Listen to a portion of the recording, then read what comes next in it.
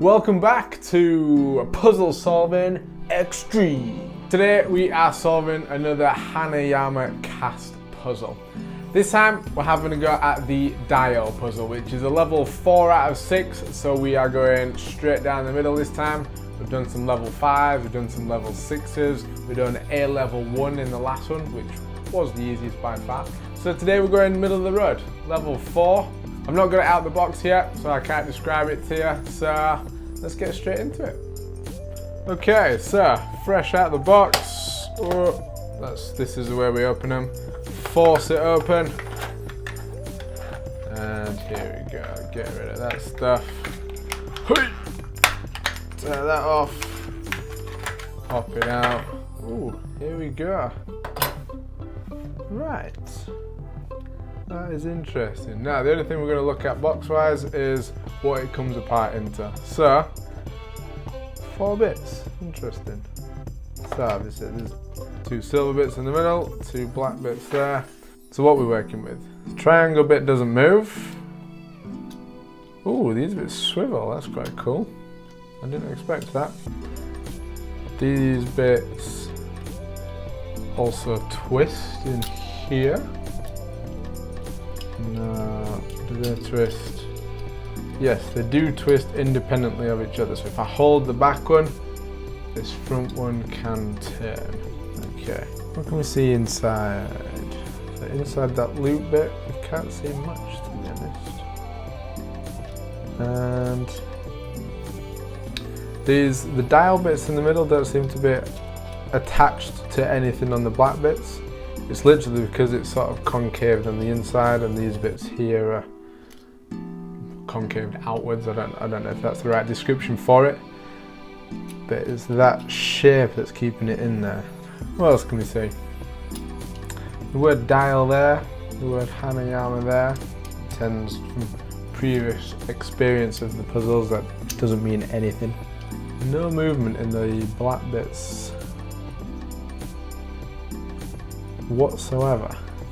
And they're very, very interlocked. It's got to be these middle bits that, if it's a step-by-step puzzle, it's got to be the middle bits that we've got to do something with first, because there's literally, we're talking less than a millimeter of give in the outside bits. So I'm thinking we should be focusing on the dials in the middle. Can we pull them apart? I don't feel like we're getting anywhere by screwing them in opposite directions, turning them in opposite directions.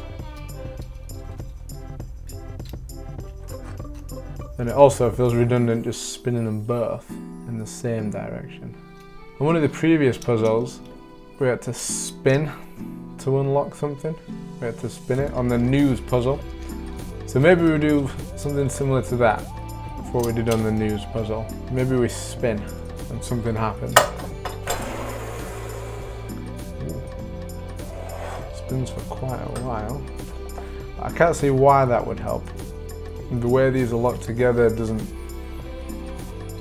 seem to warrant a spin, or like the centrifugal force from a spin will benefit us in any way.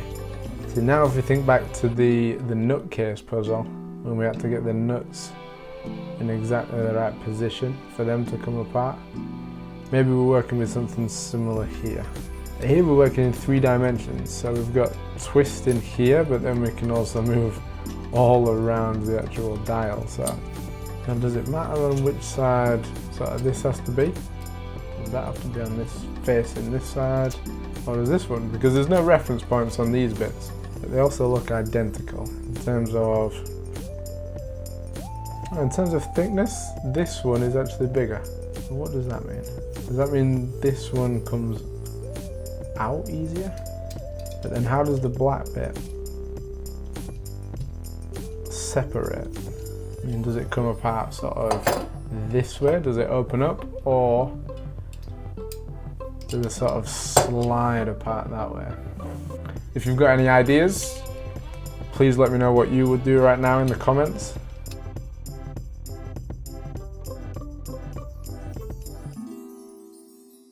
What I'm thinking here is that it's almost like these middle bits have got to come out before the black bits come apart. Because the way the black bits come apart has got to be by pulling it, essentially sliding this way. Sort of, if it's here, then slide in, imagine it's in this position, one slides that way, one slides up, one slides down, and it pops out that way. But because it can't move up and down separately, because these dials in the middle are in the way. So somehow these have got to get out of the way of that.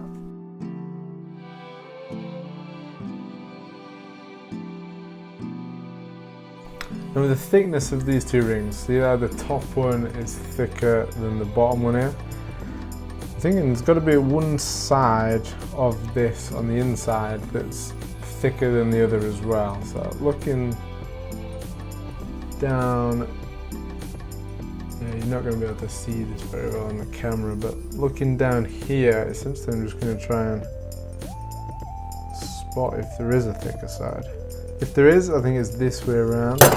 Ooh, doesn't give us much extra movement. What does it?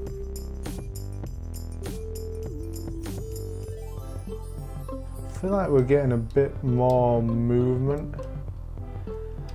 Or maybe not, to be honest, we've not actually done anything to be able to get more movement, so I think I'm just making shit up. Definitely get more movement here. I think that's definitely the most open it's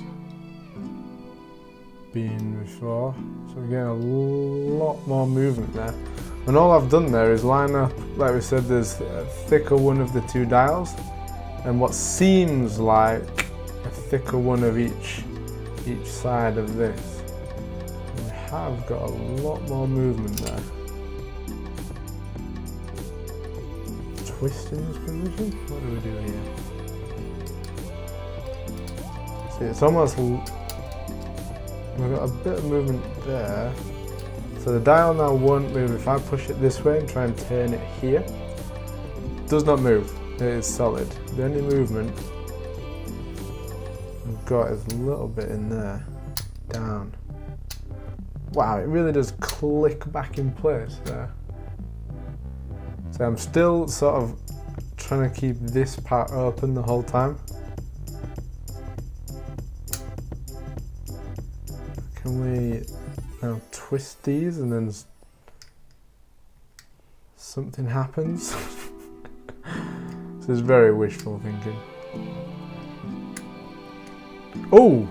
Whoa! What have we got? Yeah!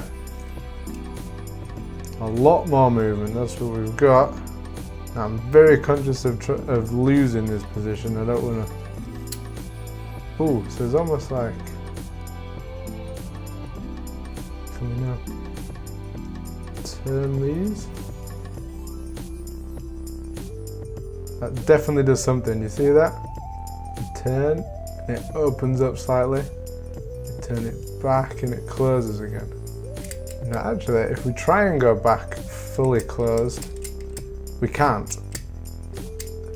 So that must mean that there's got to be something to do with the turns. So I mean, it makes sense to go as far apart as possible. Now, does this one turn? There's got to be now something to do with turning it and having it in the right position to then get to the next stage. So turn this one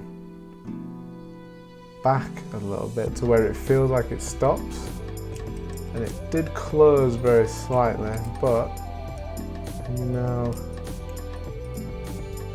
got a bit of movement in there. In this one was the one that seemed stuck before.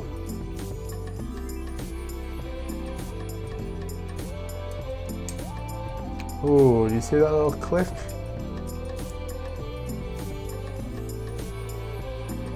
So here, in this one, I'm trying to push it open as I'm turning. See, and we get a little bit more movement. Oh, oh! Yeah, so it's now like we've got to the next stage. Again, this one's not moving whatsoever, but we've opened it up now, we can see the inside.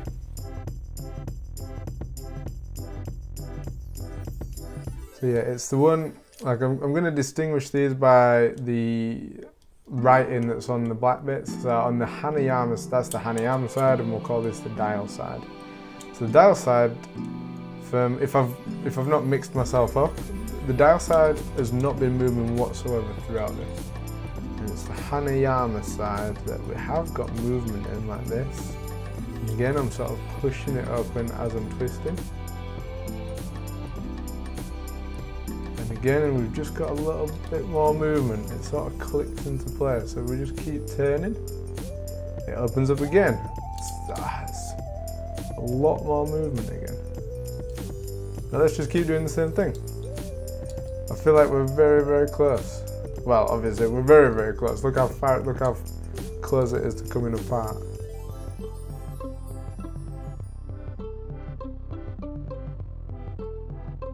Still. Oh, but it turns off. I think this is it. There we go. Oh, right. For memory, Hanayama has the thick side, dial side has the small side. Okay, so I've had a little play around with it to try and understand how it opens. Now these two bits slide together very easily like this, so it's very, very straightforward, and it slides together really nicely actually when it's in the right position. The genius part of this puzzle is here. Now this is the inside of the dials that we've been twisting. Now if you see on one side, on the thinner side, you've got these two knobbly bits. And when it's in here, when it's locked in, these two knobbly bits are running around this maze that you can see on the inside. You can see the hole here.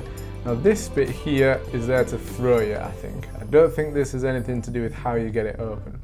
This bit sort of is, when it locked for us, it was because it got stuck in this position and we had to go back to then come out. So if we start with the two knobbly bits in the outside, so it's like the full circle that we had at the start, and if we just put a bit of pressure on, and as we twist, those knobbly bits are going to go through that gap in the maze. See there, and we're going to open it up a little bit. Yeah, so then what happens when we get into this position? So we've got the two knobbly bits past that first outer circle and into here. Then what we need to do is one of the knobbly bits gets into this half thing here, like that, and then the other one can go around that whole circle. That then enables us to get further out. So now we've got the rings on the outside. All we need to do then is twist around until those knobbly bits get out the first door, or the first one comes out the door, the second one comes out the door, and then essentially those knobbly bits are now on the outside, but this way around, and that's when it can fall apart essentially into this position like it did. It's very smart, very smart. So now we're gonna reverse that process and put it back together.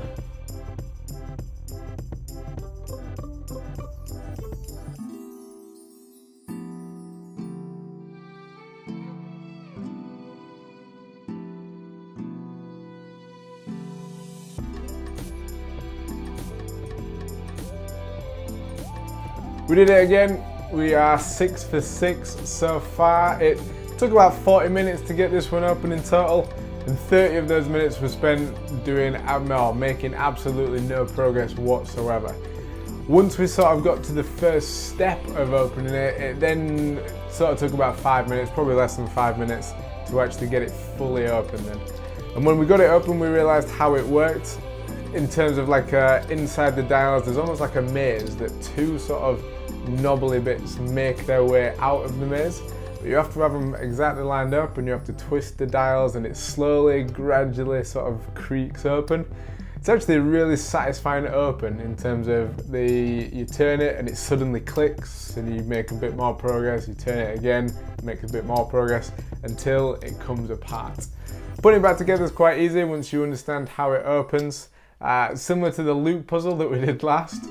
Not quite as simple as that one. That one was very, very easy, hence the level 1 rating on that one. I feel like I'm actually getting better at solving these puzzles now. I think the first one that we did, the padlock, this one, This one was very tough, or felt very tough, because it was the first one we'd ever done. Never done anything like these before. And this one was a challenge because of that. I actually took over a period of 3 days to solve that one. Whereas now we do it in sort of 1-2 sittings in 1 day. Now I don't mean it's a case of once you've solved one, you've solved them all, because they are very, very different in how they are solved. And after doing a little bit of research after I solved it and put it back together, I realised that this is actually a relatively new puzzle. This one only came out last year in 2017, which is pretty cool. It's good that there's new ones coming out all the time. I probably should look into like who designs it, when it's made, how it was made, so on and so on. I don't like to do that, especially not before solving it, because I don't want any spoilers or any possible hints or anything like that. We do all these blind, and I will continue to do these blind. So maybe I'll do a little bit more research after I've solved it to, I guess, be a little bit more informative in these post-solving discussions that we're having. So yeah, this is a relatively new one. We have solved it, the dial.